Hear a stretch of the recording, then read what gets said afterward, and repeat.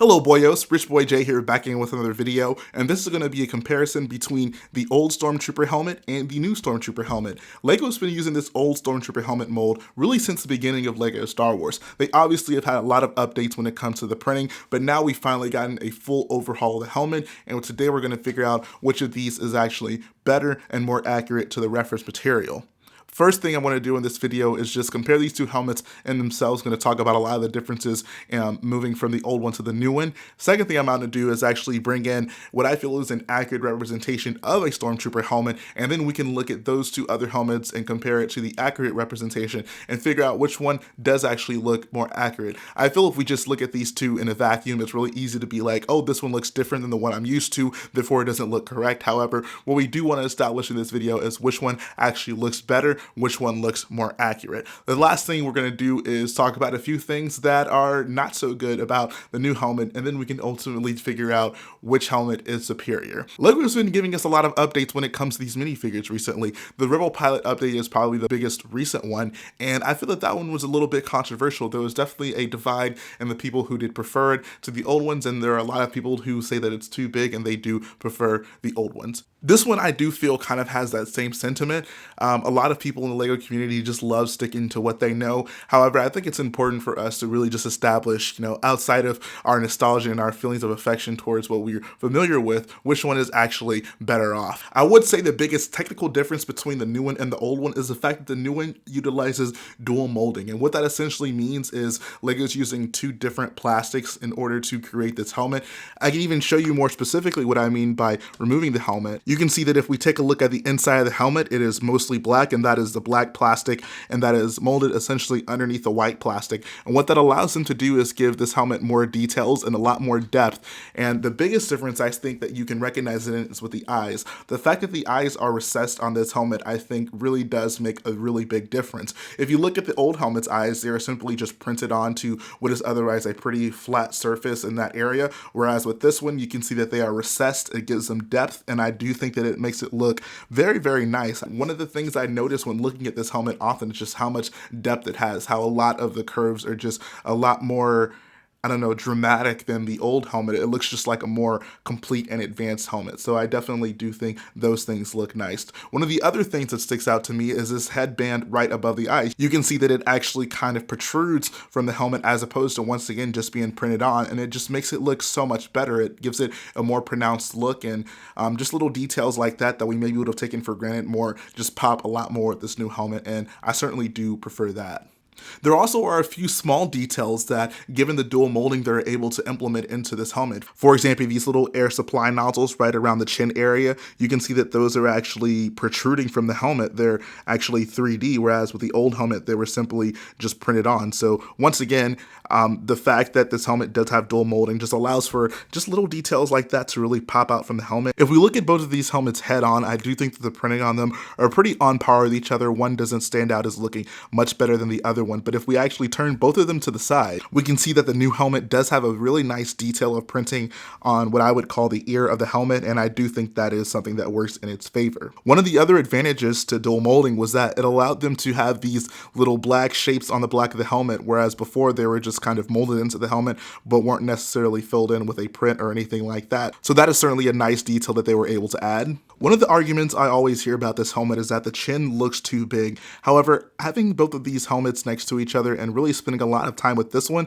I really just feel like the chin on this helmet is like too small. If you look at the general shape of them, this one is much more curved, and I think that is actually more accurate. So I certainly do prefer that element of the new one. If we once again look at the sides of both helmets, I really do think that this one is a step above the old one and just the general shape of the helmet. You can see that the curves on the top of the old helmet are just much more, I'd say, sharp. They aren't as round as the curves on this one, and I think that this looks just a little bit more accurate, so I certainly do prefer that aspect of the new helmet. I think that really sums up a lot of the major differences between the two helmets. Now let's bring in the accurate representation of a Stormtrooper helmet, and we'll see which one actually looks closer. Here in the middle, I have the Stormtrooper helmet from the contraction figure, and I would say that this is a pretty good, accurate representation of the Stormtrooper helmet. I would have pulled over my Black Series figure, which I feel would be an even more accurate representation of it, but it didn't really fit into the frame very easily, and it was also much smaller, so it's hard to really point out a lot of the major details in that I wanted to compare it to the Lego helmets. But all in all, I do think that we all could agree this is a pretty good looking representation of a Stormtrooper helmet, so I'd say it is perfectly okay to compare these two helmets to this one and say if it looks more like this, it looks more like a good Stormtrooper helmet. I do want to go back to the chin criticism of this one because that seems to be the most common criticism I hear about this helmet. But if you look at it compared to the accurate helmet, I would say that this one does a much better job at recreating the shape than this one does. You can see that the holes on this one are just way too far apart and it's very flat. It's not nearly as curved as it should be. And this one does a pretty good job at recreating that. So I think that this one definitely does favor this helmet in that regard. One of the other things that really sticks out to me between those two helmets are these ridges on the cheek area. Obviously, this is one of the more pronounced areas of a Stormtrooper helmet. This helmet actually does have that recreated, and the other helmet just had to kind of print that on there. So I think that in terms of accuracy, the fact that this didn't have to print it on, but it's actually just molded into the helmet does make it look so much better, whereas this one, it really just looked quite odd. The fact that they had to just like print light gray on it to kind of represent the shadows underneath those eye ridges. I think that this one just does a much better job at recreating that. And once again, it just looks closer to that helmet than this one does. I think even if we want to ignore a lot of those minute details, if we just want to look back at these things for their general shape and just the general aesthetic, I would honestly argue that this one just is a much closer representation to the accurate helmet than this one is. If you really do compare the three, this one has far more differences to this helmet than this one does. So even if you don't necessarily agree that this helmet is perfect, which I honestly wouldn't say either, I definitely would say that this one is a step in the right direction and getting closer to this look of a helmet.